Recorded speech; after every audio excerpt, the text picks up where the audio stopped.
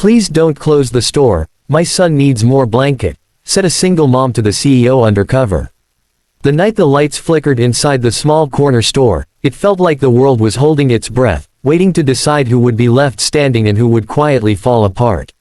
Cold wind pressed against the glass doors, snow melting into gray slush on the sidewalk, and inside, a single mother stood clutching a thin bundle of blankets as if they were the last fragile pieces of her life. That was the moment everything changed, though none of them knew it yet. Before the story goes any further, if you believe in kindness, second chances, and the power of small human moments to change lives, take a second right now to like this video, share it with someone who needs hope, comment your thoughts, and subscribe to the channel. Stories like this only reach hearts when kind people help spread them. The woman's name was Elena, though the world rarely cared enough to ask. She was 29, with tired eyes that carried the weight of too many nights spent awake, listening to the sound of her son breathing just to reassure herself he was warm enough. Life had not broken her all at once. It had done it slowly, piece by piece. First the illness that took her husband 3 winters ago. Then the hospital bills that swallowed what little savings they had. Then the job cuts at the factory where she worked overtime shifts, until one day overtime disappeared, and not long after, so did the job itself. By the time winter returned, Elena was balancing on the edge of survival, pretending strength because her 6-year-old son Matteo believed she was invincible. That small corner store was more than a shop to her. It was warmth. It was light. It was the only place within walking distance where prices were low enough that she could sometimes buy essentials without choosing between food and heat. The blankets she held that night were on clearance, thin but layered, the kind that could trap enough warmth if used carefully. Matteo had been coughing at night, his little body shivering even under old, worn covers. Elena had counted every coin before walking to the store, hoping the clerk would let her slide on the tax or allow her to pay later like he sometimes did for neighbors. What Elena didn't know was that the man standing near the back aisle, dressed in an ordinary coat and worn boots, was not just another struggling customer. He was the CEO of the retail chain that owned this store, walking in unnoticed, watching quietly. His name was Richard Hale, a billionaire on paper and a lonely man in reality. He had built his empire from nothing, but somewhere along the way, success had replaced connection. Recently, reports showed this location was underperforming. Numbers on a spreadsheet suggested closing it would increase profits. That night, Richard had come to see it for himself, telling no one who he was, wanting to understand what those numbers truly meant. The store was nearly empty, the hum of old refrigerators filling the silence. The clerk looked anxious, glancing at the clock, knowing corporate had warned of reduced hours and possible shutdowns. Elena sensed it too. Fear had a smell, and she had lived with it long enough to recognize it instantly. When she reached the counter and heard that the store might close early and permanently soon, something inside her cracked. She wasn't a woman who begged. Life had already taken too much dignity from her, and she guarded what little remained. But motherhood has a way of pushing pride aside when survival is at stake. Her voice trembled as she explained her situation, not in dramatic words but in raw truth. She spoke of her son, the cold apartment, the nights spent layering clothes instead of blankets, the hope she placed in this store because it was all she had. She didn't know she was speaking to a man who could decide the store's fate with a single signature. She thought she was talking to a system that had already forgotten her. Richard listened. At first, he told himself to remain detached. He had heard stories before.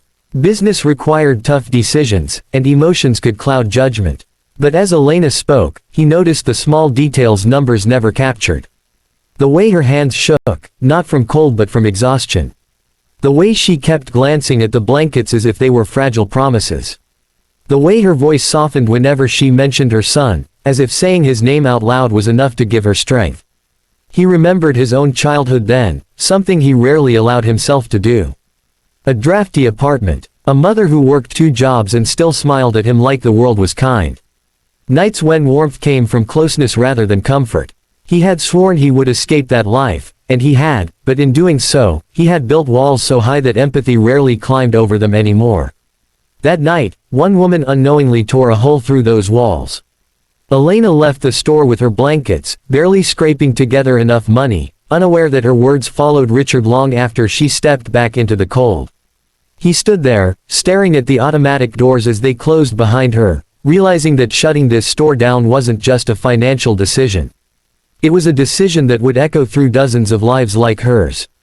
Elderly neighbors who couldn't travel far. Parents counting coins. Children depending on small mercies hidden in ordinary places. Over the next few days, Richard did something he hadn't done in years. He slowed down. He visited other stores under the same conditions. He spoke to employees, listened to customers, watched interactions that spreadsheets ignored. He saw fear, yes, but also community. He saw how people leaned on these spaces, not just for goods, but for stability. The corner store wasn't a failing business. It was a lifeline struggling to survive in a system that no longer valued human stories. Meanwhile, Alina's life continued in its fragile rhythm. Matteo wrapped himself in the new blankets, smiling in his sleep for the first time in weeks. Elena cried quietly in the bathroom that night, not from sadness but from relief so sharp it hurt. She didn't know how long they could hold on, but for now, her son was warm, and that was enough. Then the letter came. Plain envelope. Corporate logo. Alina's heart sank as she opened it, expecting bad news. Instead, it spoke of changes. The store would remain open. Prices on essential items would be reduced. A community assistance program was being launched for families facing hardship, offering discounted supplies, heating support, and job opportunities within the company.